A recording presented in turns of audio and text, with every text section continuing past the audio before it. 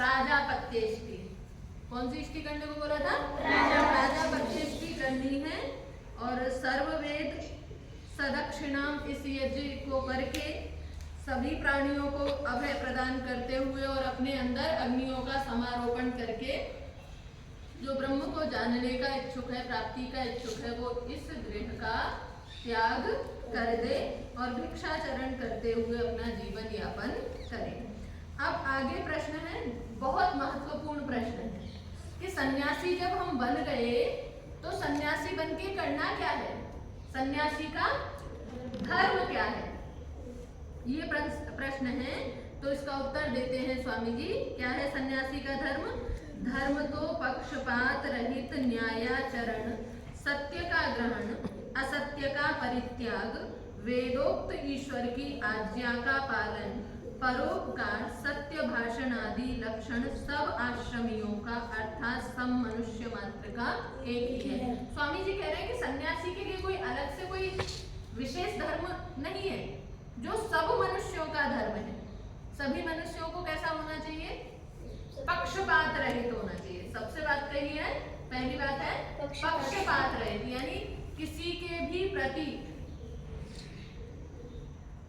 पक्षपात की भावना नहीं होनी चाहिए। आप यहाँ विद्यार्थी हैं, सभी गुरुकुल में पढ़ते हैं। अब सबके साथ में यथा योग्य उचित व्यवहार किया जाता है तो ठीक लगता है ना? आपको भी लगे कि किसी के साथ में प्रियांशी जी को ज्यादा वैल्यू दी जा रही है या कृष्णा जी को ज्यादा पूछा जा रहा है, तो तुम्हारे मन में तो ये इसी के लिए कहा कि पक्षपात रहित न्याय का आचरण करना है, न्यायपूर्वक, यथा योग्य होना चाहिए। यदि कोई बच्चा बहुत विशेष कर रहा है, उसको कुछ विशेष की आवश्यकता है, तो उसके लिए वो भी किया जाता है, तो ये न्यायोचित है।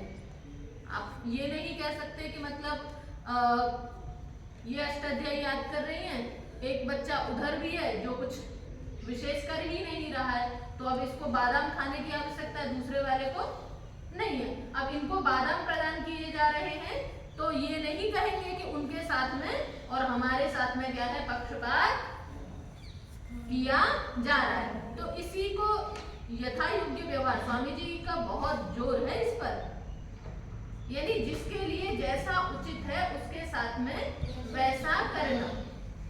तो सन्यासी का भी और अन्य जो आश्रमवासी हैं उनका भी ये कर्तव्य है कि सबका कैसा होना चाहिए, पक्षपात रहित न्यायपूर्वक व्यवहार होना चाहिए। और दूसरा है सत्य का ग्रहण, सभी का है। हम कौन से आश्रम में हैं? ब्रह्मचर्य आश्रम में। तो ब्रह्मचर्य आश्रम वासियों का भी यही कर्तव्य है। ये ब्रह्मचर्य आश्रम वासियों के लिए भी नियम है कि सत्य का ग्रहण करना है और असत्य को परित्याग कर देना है, असत्य को छोड़ देना है। अपने जीवन में कभी भी झूठ का पालन नहीं करना है। अब बच्चे हमारे अच्छे हो रहे हैं, समझदार हो रहे हैं, कोई त्रुटि करते हैं तो खुद आकर के बता देते हैं कि मुझसे ये त्रुटि हो गई है। ये बहुत अच्छा लक्षण है। हमें यदि अपने जीवन में सफल होना है, कुछ उन्नति करनी है, कुछ हम विशेष करना चाहते हैं, तो सबसे पहले हमें, जब तक हम अपनी गलतियों को समझेंगे ही नहीं और उनको स्वीकार ही नहीं करेंगे, तो हम बताइए उन्नति कैसे करेंगे, अपने अंदर सुधार कैसे करेंगे। तो ये बहुत अच्छी बात है और इसको बनाए रखिएगा। तो क्या करना है, असत्य का परित्याग करना है। और कहा वेदोक्त ईश्वर की आज्ञा का पालन करना है। कौन से ईश्वर की आज्ञा का पालन करना है? अच्छा, वेद में जो ईश्वर कहा है उसके अलावा भी कोई दूसरा ईश्वर है? वेद में जो ईश्वर कहा है उसके अलावा कोई दूसरा ईश्वर है? वेद में कौन सा ईश्वर कहा है? जो सर्वव्यापक है, हाँ, न्यायकारी है, सर्वांतर्यामी है, दयालु है, हाँ, अजन्मा है, अनंत है, निर्विकार है, अच्छा अनादि भी है, अच्छा अनुपम भी है, सर्वाधार भी है, सर्वेश्वर भी है, सर्वव्यापक भी है, अच्छा ज्ञान स्वरूप भी है, आनंद स्वरूप भी है, और एक वो सपरेगा शुक्रम कायम अव्रणम अश्नाविरम शुद्धम पाप विद्धम। ये नहीं पढ़ा? याद करो इसको भी, वो कैसा है? वही है जो तुम बोल रहे हो ना हिंदी में कि वो सर्वव्यापक है, सर्वांतर्यामी है, सर्वज्ञ है। वही जो है मंत्र भी कहता है कि वो नस नाड़ियों के बंधन में नहीं आता, उसकी कोई मूर्ति नहीं है, उसका कोई आकार नहीं है, वो कभी शरीर धारण नहीं करता है। तो ये है वेदोक्त ईश्वर। और आजकल लोग जिसको पूछते हैं वो कोई ना कोई शरीर होता है ना, जिसकी हम पूजा कर रहे हैं बाह्य जगत में। जब हम समाज में जाएंगे तो वहाँ ये कहेंगे हम ईश्वर की पूजा करने जा रहे हैं। रोज मंदिरों में जाते हैं तो वो एक शरीर की आकृति है, लेकिन वेद का ईश्वर कैसा है? उसका तो शरीर नहीं है। क्यों नहीं है? क्योंकि वो तो सर्वव्यापक है। जो चीज सब जगह रहेगी तो वो एक जगह कैसे, एक शरीर मात्र में कैसे रह सकती है? वो तो सभी जगह है। तो वेदोक्त ईश्वर की ही आज्ञा का पालन करना है। अब ईश्वर की आज्ञा कहाँ मिलेगी? ईश्वर ने कोई पुस्तक लिखी है? वेदों के ईश्वर ने कोई पुस्तक लिखी है? वेद। हाँ, ईश्वर ने क्या लिखा है? वेद लिखा है। अपने हाथ से नहीं लिखा है, मनुष्य द्वारा ज्ञान प्रदान किया। ऋषियों के अंतःकरण में ज्ञान प्रदान किया। तो वो जो 4 ऋषि हैं जिनके अंतःकरण में ईश्वर ने ज्ञान प्रदान किया है, उस ज्ञान जो वेद के नाम से हम जानते हैं, जो सृष्टि का संविधान है, जिसमें ये बताया गया है कि हमें दुनिया में कैसे रहना है, कौन से काम करने, कौन से काम नहीं करने, ये है वेदोक्त ईश्वर की आज्ञा का पालन करना। और कहा सत्य भाषण आदि लक्षण, अभी आगे भी आएंगे ये धृति क्षमा दमो स्तेयम शौचम इंद्रिय निग्रह आदि वाले जो लक्षण बताए गए, ये कह रहे हैं ये सब आश्रमियों का है। ब्रह्मचर्य हो, गृहस्थ हो, वानप्रस्थ हो, संन्यास हो, सभी आश्रम वासियों को इन धर्मों का पालन करना चाहिए। अच्छा, इसके अलावा भी धर्म शब्द कुछ और सुनते हैं हम तो, ईसाई धर्म, सिख धर्म, बौद्ध धर्म, जैन धर्म, हिंदू धर्म, पारसी धर्म, यहूदी धर्म, दुनिया भर के धर्म सुनते हैं ना। लेकिन यहाँ तो स्वामी जी कह रहे हैं कि सत्य बोलना धर्म है, झूठ नहीं बोलना धर्म है, किसी की वस्तु न लेना धर्म है। तो वो धर्म और ये धर्म क्या है? वो मत है, ये धर्म। अच्छा, वो मत है। हाँ, इन्होंने सही कहा, वो क्या है? मत है, संप्रदाय। जब ये दुनिया बनी थी ना बेटा, कोई मत नहीं था। क्या था? कोई मत नहीं था, कोई संप्रदाय नहीं था। जब दुनिया बनी, परमपिता परमात्मा ने मनुष्य बनाए, प्राणी बनाए, जीव जंतु बनाए, वेदों का ज्ञान दिया। उस समय सब वेद की आज्ञा को मानने वाले थे।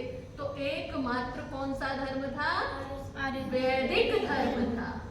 कौन सा धर्म था? वैदिक धर्म। जो वेद के अनुकूल है, जो वेद से निकला है, वो है वैदिक धर्म। और उसके बाद में जैसे जैसे समय बढ़ा, वैसे वैसे कुछ स्वार्थी लोगों ने अपने अपने समुदाय खड़े किए। वो समुदाय आज धर्म के नाम से कहे जाते हैं, वास्तव में वो धर्म नहीं है, वो मत है। मत क्यों है? क्योंकि वो कुछ लोगों ने मान लिए हैं।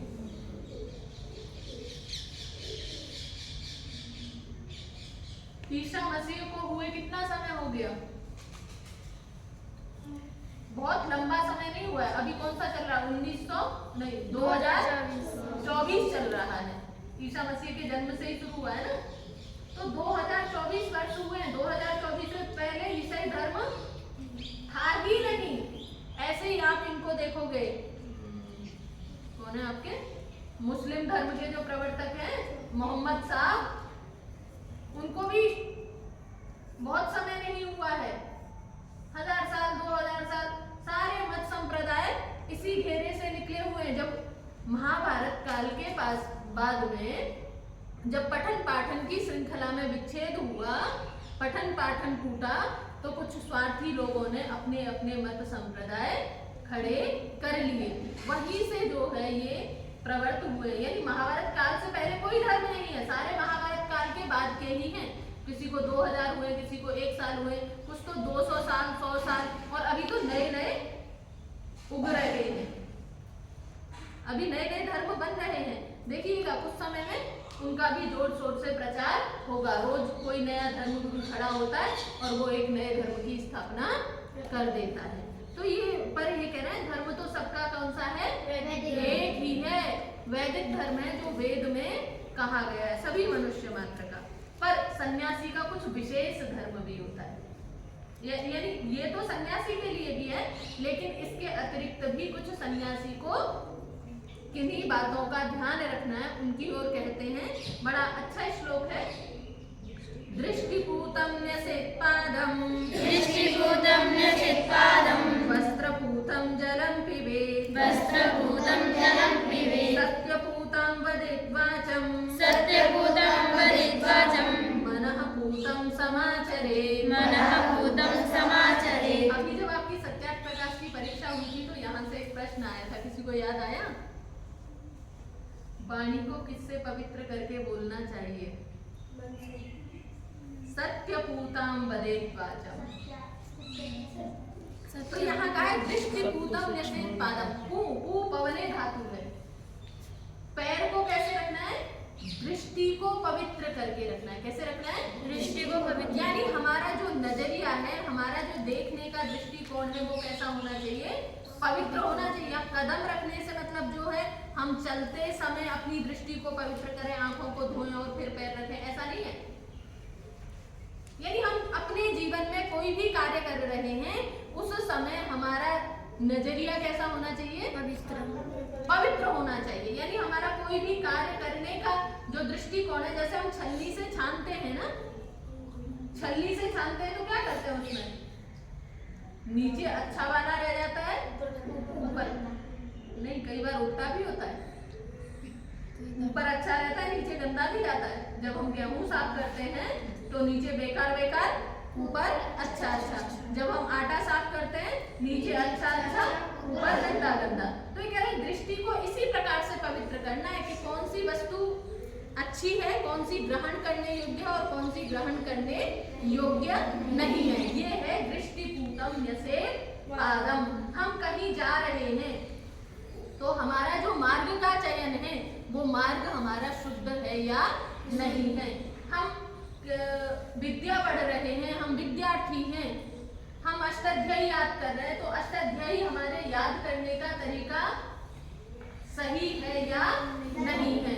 ये है दृष्टिपूतं न्यसेत् पादम्। और एक तो है ही, जब हम चल रहे हैं तो अपनी दृष्टि को नीचे रखें, ऊपर रख के चलेंगे तो क्या होगा?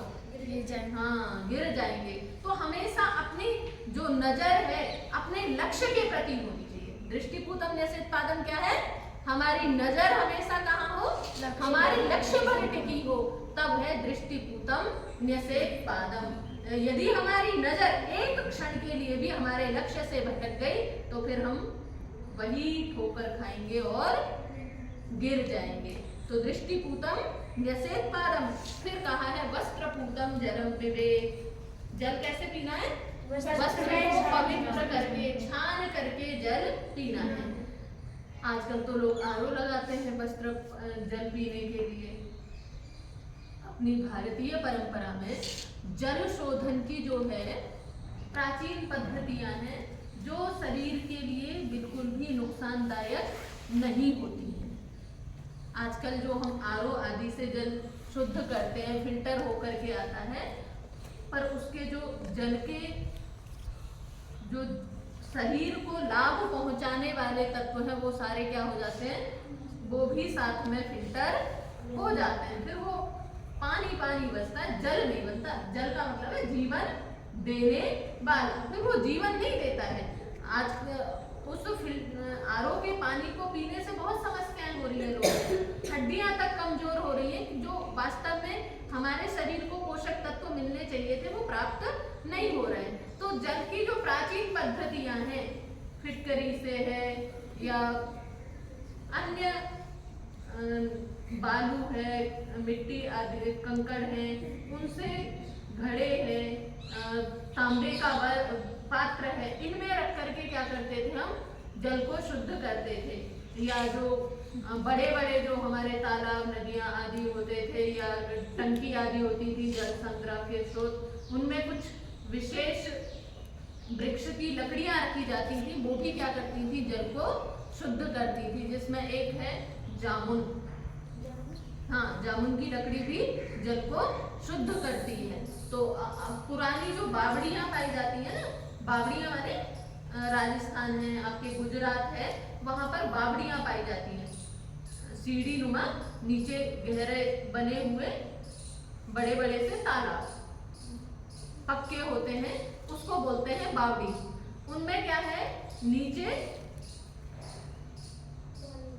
इसकी जामुन की लकड़ी, और पुराने जो कुएं पाए जाते थे उनमें भी जामुन की लकड़ी डाल देते थे। अब तो कुओं की सारी परंपरा खत्म कर दी। जिस प्रकार से हम पानी का दोहन कर रहे हैं उस प्रकार से तो मृत्यु निश्चित है। अब यहाँ सन्यासी के लिए वस्त्र पूतम जलम पिबेत क्यों कहा है, क्योंकि सन्यासी को क्या करना है, विचरण करना है, घूमना है, एक जगह पर नहीं रहना है। तो उसको हर जगह स्वच्छ पानी मिले आवश्यक नहीं है ना। वो कभी जंगलों में घूम रहा है, स्वामी दयानंद जी को देखा है, भोजन भी नहीं मिल रहा है, बर्फ खाई, क्या खाया, बर्फ का टुकड़ा। जब भूख असहनीय हो गई, कुछ भी खाने के लिए नहीं मिला 2-4 दिन तक, तो फिर स्वामी जी ने क्या खाया, बर्फ का टुकड़ा खाया। बर्फ माने जो तुम आजकल खाते हो आइसक्रीम, वो नहीं, जो पहाड़ों पर बर्फ होती है, उत्तराखंड में, हिमालय में जो बर्फ होती है, उसको खाया। तो सन्यासी जब विचरण कर रहा है, घूम रहा है, तो ऐसे अनेक बार जीवन में ऐसी स्थितियां उत्पन्न हो जाती हैं। तो वहां जो जल है वो अपने साथ में वस्त्र रखे, उससे छान ले और फिर उसका सेवन करे। और कहा सत्य पूताम वदेत वाचम, वाणी कैसी बोलनी है, जो सत्य से पवित्र हो, ऐसे कुछ भी नहीं बोलते रहना है। एक बहुत ही सारगर्भित वचन है, यदि आपको सत्य की रक्षा करनी है, किसकी रक्षा करनी है, सत्य की रक्षा करनी है, तो कम बोलो। जो ज्यादा बोलेगा निश्चित मानिएगा कहीं ना कहीं असत्य भूल ही जाएगा। तो सत्य की रक्षा करनी है तो कम बोलिए, और जब भी बोले हमें अपने ऊपर ध्यान रखना है कि मैं जो बोल रहा हूँ वो ठीक है या नहीं। और कहा मनः पूतम समाचरित, मन से पवित्र करके जो है आचरण करना है, यानी मन में किसी के प्रति राग, किसी के प्रति द्वेष, इस भावना से जो है व्यवहार नहीं होना चाहिए। जैसे आप नियम कराते हैं बड़े बड़े, किसी के प्रति सॉफ्ट कॉर्नर है तो उसको छोड़ दिया है, और किसी को दंड दे दिया, तो ये क्या है, ये मनः पूतम समाचरित नहीं है, ये सत्य पूतम वदेत वाचम नहीं होगा। ये क्या हो जाएगा, फिर पक्षपात युक्त हो जाएगा व्यवहार। आपको पक्षपात रहित न्यायाचरण करना है। और आगे क्या कहा, ये श्लोक याद है आप सभी को, दृष्टिपूतम न्यसेत पादम, जिनको नहीं याद है याद कर लीजिएगा बेटा, ठीक है। आगे है क्रुध्यंतम न प्रतिक्रुध्येत, क्रुध्यंतम न प्रतिक्रुध्येत, आकृष्टः कुशलं वदेत्, आकृष्टः कुशलं वदेत्, सप्तद्वारावकीर्णं च, सप्तद्वारावकीर्णं च, न वाचम् अनृतं वदेत्, न वाचम् अनृतं वदेत्। तो कह रहे हैं स्वामी जी, जब कहीं उपदेश व संवाद आदि में कोई सन्यासी पर क्रोध करे, ऐसा अनेक प्रसंग होते हैं, हम महर्षि स्वामी दयानंद जी के जीवन को उठा करके देखेंगे तो लोग उनको मारने तक के लिए आ गए, किसी कोई तलवार लेके आया, किसी ने ईंटें फेंकी, किसी ने पत्थर फेंके, यानी स्वामी जी के साथ में बहुत अनुचित व्यवहार हुआ। लेकिन स्वामी जी के जब हम व्यवहार को, आचरण को देखेंगे तो उन्होंने उनके साथ में क्या वापस पत्थर फेंके, क्या वो भी उनके साथ में तलवार लेकर के खड़े हो गए, नहीं। स्वामी जी ने जिसने भी जो किया, स्वामी जी ने उसको सहर्ष प्रसन्नता से स्वीकार कर लिया। तो सन्यासी का एक विशेष लक्षण बता रहे हैं, क्रुध्यंतम न प्रतिक्रुध्येत, यदि आपके ऊपर कोई क्रोध कर रहा है तो आपको वापस उसके ऊपर क्रोध नहीं करना है। और क्या, आकृष्टः कुशलं वदेत्, यदि कोई आपके ऊपर आक्रोश कर भी रहा है, क्रोध कर भी रहा है, आप सन्यासी को फिर भी क्या करना है, उसका कुशल का उपदेश करना है, उसके कल्याण के लिए उपदेश करना है, कल्याण का कथन करना है। आपने वो कहानी सुनी है स्वामी जी के जीवन की, एक साधु प्रतिदिन स्वामी जी को गालियां देता था, रोज गाली देता था, खूब गाली देता था भर भर के। और स्वामी जी क्या करते थे? स्वामी जी उनके पास में जो भी उनके शिष्य भक्त फल या मिठाई लेकर के आते थे, स्वामी जी उसके पास में भिजवा देते थे, भाई उनको दे आइए। अब जब कई दिन हो गए तो अब जो गाली दे रहा है व्यक्ति उससे भी रहा नहीं गया, वो भी पूछने आ गया, महाराज जी मैं रोज आपको गाली देता हूँ और फिर भी आप जो मेरे लिए फल भिजवा दें। बोले प्रिया तेरी एनर्जी खत्म होती है ना, एनर्जी मिलेगी तो तभी तो तुम गाली दे पाओगे, गाली देने के लिए भी एनर्जी चाहिए ना। तो स्वामी जी का देखिए कितना सरल, कितना मधुर व्यक्तित्व है कि वो जो उनको गाली दे रहा है, जो उनका घोर विरोधी है, वो भी क्या बन गया? उनका भक्त बन गया अपने व्यवहार से। और यदि वो भी उसको 2 गालियां देने लग जाते फिर तो बराबरी का, हाँ इन्होंने मुझसे ऐसे कहा, मैं कैसे शांति से सुन लूंगी? करते हैं ना आप लोग, इन्होंने मुझसे उल्टा बोला तो मैं कैसे उसको सुन लूंगी, मैं कैसे सहन कर लूंगी? कुछ हम स्वामी दयानंद जी के क्या है? अनुयायी। हमें उनके जीवन से सीखना चाहिए। महापुरुषों का जीवन किस लिए होता है? सीखने के लिए होता है, प्रेरणा देने के लिए होता है। और ऐसा महान व्यक्तित्व जिसका हम 200वीं जयंती मना रहे हैं, तो उसके जीवन में बहुत कुछ है जो हमें सीखना है, हमें अपने आचरण में, व्यवहार में लेकर के आना है। तो स्वामी जी कह रहे हैं यदि आपके ऊपर कोई क्रोध कर रहा भी है, रोष भी कर रहा है, तो भी हमें उसके कल्याण के लिए विचार करना है, उसको कल्याण का उपदेश करना है। और कहा सप्त द्वारा वकीनाम च न वाचम अन्यताम वदेति। यहाँ वाणी के 7 दरवाजे बताए हैं। वाणी कहाँ फैली हुई है? 7 द्वारों में फैली हुई है। और वो 7 द्वार क्या है? कौन से? एक तो यही है मुख, 2 नासिका के छिद्र, 2 आंख और 2 कान, हो गए 7। छिद्रों में इन 7 स्थानों पर जो बिखरी हुई वाणी है, इस वाणी से कभी भी झूठ नहीं बोलना है। आप कान बंद कर लीजिए, और जिनके बचपन से कान बंद होते हैं ना, जिनके बचपन से कान बंद होते हैं, वो जीवन भर गूंगे भी रहते हैं। ये शाश्वत नियम है। अरे भैया सुनेगा नहीं तो बोलेगा कैसे? बोलने के लिए पहले सुनना पड़ता है।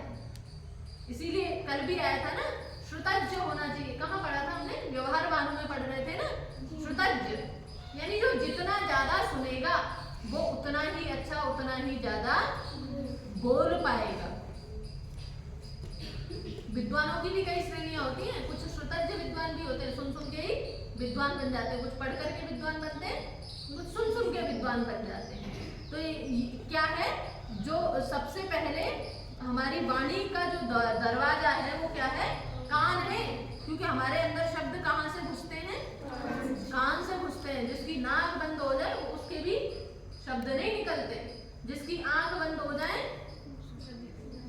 उसको भी नहीं पता चलता, फिर वो कान के सहारे चल लेता है। जैसे गुरु विरजानंद जी, उन्होंने सुन सुन करके क्या अद्भुत दिव्य अपनी शक्तियों का प्रयोग किया, व्याकरण के महान सूर्य बन गए और एक जग को प्रकाशित करने वाला विशेष सूर्य प्रदान किया। तो जो 7 द्वारों में फैली हुई वाणी है, ऐसी वाणी से कभी भी अनृत झूठ का व्यवहार नहीं करना चाहिए। आज के लिए इतना ही। और जो